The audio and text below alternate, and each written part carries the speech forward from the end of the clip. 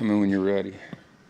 So for us to get better, we have to learn how to be productive and be excellent and be at our best in big games at critical moments. And an example of that would be this: it's 13-3 at halftime against a top-ranked team in the country on the road. They're homecoming. They're undefeated, but it's 13-3 at half. And we go out in the second half and we fumble on the second play, and that can't happen. Okay, so at a moment when we need to be at our best, we fumble. So we hold them to a field goal. So now it's 16-3, and our offense takes the ball 62 yards, I believe, in 10 plays after our best kickoff return of the year, and we bust an assignment on third down when they blitz us, which we have an opportunity on that play to score a touchdown, which makes it a 16-10 game instead of a 16-6 game. So now, more than midway through the third quarter against one of the top-ranked teams in the country on the road, it's 16-10 instead of 16-6. But it was 16-6, so it's still a 10-point game. And then all heck broke loose, and they started making plays, and we didn't. And you know what has to happen to this program, to this team, is at the moment of truth. It's like John Wooden always said: competitive greatness. If you look at his pyramid of success, competitive greatness is defined as being at your best when your best is needed. And we have to develop that in our players, and we have to go find players that possess that. And that is the mission. And when we do that, then we will have a chance. But if we don't, then when we get in games like that, that's what's going to happen.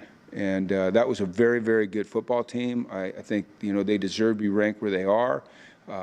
They're big, they're strong, they're physical. I mean, when you look at those guys in person, their lower bodies, the strength that they had in their hip core and their thighs and their you know, it was their midsection. It was really impressive.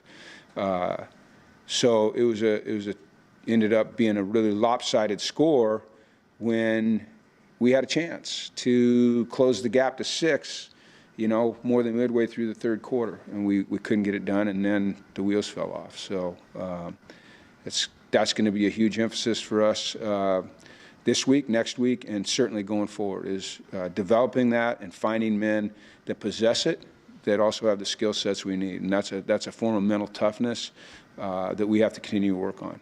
So, Jim, being your best when you need to be your best, is that something that you can easily see in a high school kid? I'm not talking about, we're done recruiting high school kids for this year. You've got to do this going forward with the program. You've got to find those kind of kids. I'm talking about portal. I'm finding portal kids. I'm finding portal kids. We're gonna turn this program around, and we're gonna do it with portal kids. High school kids, we don't recruit. We don't have the ability right now to recruit high school kids in our footprint that can come in here and be impact players immediately.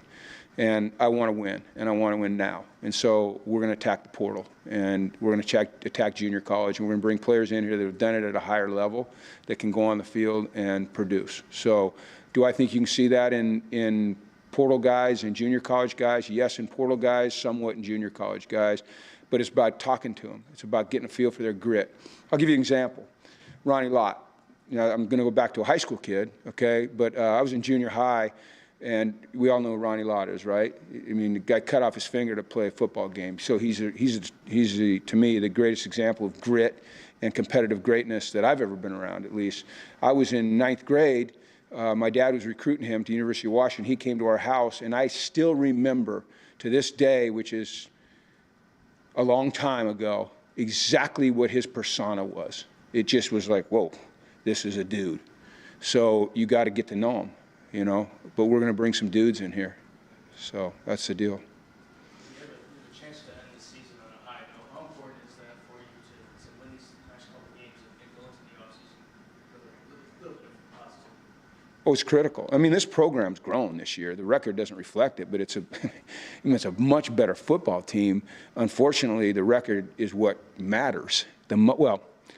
it matters this year, you know. I mean, you have to look beneath the record and see if you've grown, and we have, but it's incredibly important, you know. It really is. I think it's really important for a number of reasons. Number one, I think about the 11 or 12 guys that are going to leave this program after the UMass game, play their last home game this week against Sacred Heart, that have been here through, you know, some really tough times. I mean, a lot of these guys came in 2019. They were not a good football team. This was the first program in D1 to cancel football during 2020. I think 2 teams did it, and this is one of them. So these guys had to withstand, or, you know, they had to figure out a way to get through that. They didn't even get to play football. They didn't play in the spring. They just didn't play football. I mean, I can't even imagine what that would be like to be one of those kids. You come here to be a student athlete, and your team, you know, doesn't get to play. I mean, that's got to be terrible. Then in 2021, you know, there's a coaching change made earlier in the season.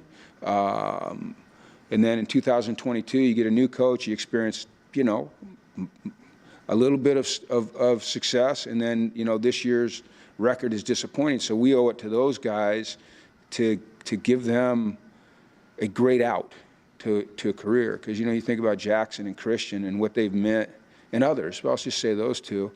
Noel, you know, I mean, a lot of guys.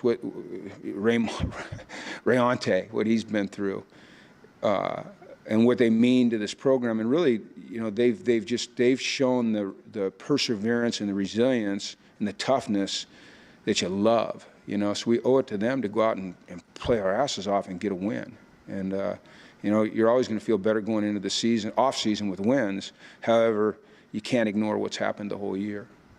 But there's going to be a lot of changes around here. I mean, there's going to be a lot of changes, and there needs to be. Do you expect changes to come as far as coaching staff-wise? I'm not ready to discuss coaches, but I can tell you that there's always changes in the players because guys leave. But I'm talking about attitude. I mean, we're going to bring in guys that we're going to bring some hard asses in. That's what we're going to bring in, some hard asses. So. Coach, can you talk about Jackson Mitchell's impact on the program and the impact on you personally these last 2 years? Well, on the program, it's immeasurable. I mean, he's in every day. He comes with the same attitude and the same energy and the same intent, you know, and that is to do all that he can to be a great player for his team in this program. And he never wavers. And it's incredible to see because he's been through some really disappointing times, and you would really never know it by his attitude. You know, I mean, the only time I ever see Jackson, you know, even a little bit down is after games, but he bounces back quick, and I love that about him. And as a coach, you know, when you get to be around a guy like that, it inspires you to be at your best every day because, you know, you owe it to them. You know, I don't consider myself a guy that needs to be inspired to do my best every day because I wake up thinking that way, but it's still, you know, there's a responsibility there to guys like that. And I've loved the fact that I've been able to coach him for 2 years, and I think he's got a future. He was invited to the Hula Bowl, which is a big deal. Christian Haynes was invited to the Senior Bowl. He was also invited to the East-West Shrine game, which is a big deal. So, you know, those are a couple guys that are going to continue their football careers at the next level. Can you expand on Christian a little bit? Same thing? Same, repeat, rinse and repeat, you know, really. Just an incredible human being. Jackson, incredible human being. Got great integrity, cares about his program, cares about his team, cares about his teammates. Takes great pride in his work ethic. Is really become a dominant offensive guard, center. You know, he might be a center at the next level. Just puts time into his craft, tries to perfect his craft. Comes to work every day as the same guy. You can't get him down. And it's the same thing, man. As a coach, you love being around guys like that, you know. And as I said, I feel a responsibility to guys like that. I feel a responsibility to them this year, and I feel a responsibility to them going forward, you know, because there's something you build on. What would you say about them, probably more as people than as a player, that they came in, they sat out a year, they struggled, and they stayed? Well, it tells you everything you want to know about integrity, you know, and character, and stick-to-itiveness, and being resilient, and loyalty, right, to a program. Because they both have had opportunities to leave here, especially when the portal, you know, became a factor, and they didn't. You know, they didn't chase money. They stayed here where their heart was, and you know, anyone that chooses them to be on their team at the next level is getting someone that you can count on and you can trust and is going to be there every day and are darn good players and probably better people. And that's what you're always looking for as a program or as an NFL organization. Along similar lines, how much did they help you, you know, coming in as a new coach, to have a guy on each side of the ball? I know they weren't seniors when you came in, but, you know, they had established themselves as leaders with this team. How much did they help you kind of adjust into your role? More and more as time went on, as I began to, you know, when you come in new, you don't really know anyone. You hear from people what people are, but I think it's important to, you know, form your own opinions based upon what you see with your eyes, you hear with your ears. And so as time went on, it became, even though they didn't say much at all, right? I mean, neither of those guys are talkers. It became very apparent as we went along, and I'd say probably, you know, through that first spring and early into the fall camp, just who they were. And they demonstrated it every single day. And so now all of a sudden you go, I got two guys here, one on each side of the ball, like you said, Joe, that, you know, they really do it the right way, and they're really good football players. And it's someone that two guys that you point every other player, especially the young ones, at and say, be like that guy, think like that guy, act like that guy, work like that guy, be loyal like that guy, hold yourself to the standard that guy holds himself to and others around him to, and then you'll have a chance. As this year has gone along, obviously, like you said, the record doesn't show, you know, where this team is, but how have you seen those two respond and interact with their teammates and lead, you know, when times aren't going other? So we've all been in locker rooms where there's a losing streak or a winning streak, and in those situations, oftentimes you get inconsistency, you know, and really with these two guys, they're the same every day, which I really respect. So whether we win a game or we lose a game, they come back the next day with the same energy and intent for their next challenge. And other times, is, you know, you get in the locker room sometimes when a team suffered a tough defeat and there's frustration, which is normal, and sometimes dissension can creep in or finger pointing, and those guys, they don't do it at all. Really, none of our guys do, and which is a compliment to all our guys on our team. But I think there's probably some guys on our team that are that maybe, I don't know for sure, but I know one thing. If I was a player and I knew that Christian Haynes was looking to see if I was going to try to divide the locker room or be a finger pointer, I'd just keep my damn mouth shut, okay, because he would not settle for that. And that's nice to have as a head coach. Jim, can I ask you just a little bit about the game coming up? Yeah, sure. What you see and what you're looking forward to there, other than the win? Well, I'm looking forward to it being senior day and recognizing the players that are playing their last game at the Rent, and hopefully their families can be in attendance. And you know, I think for me, when it gets to game day, every game's the same. You know, I love to compete. I love to watch our players compete. I love to just, you know, be a part of the atmosphere of the game.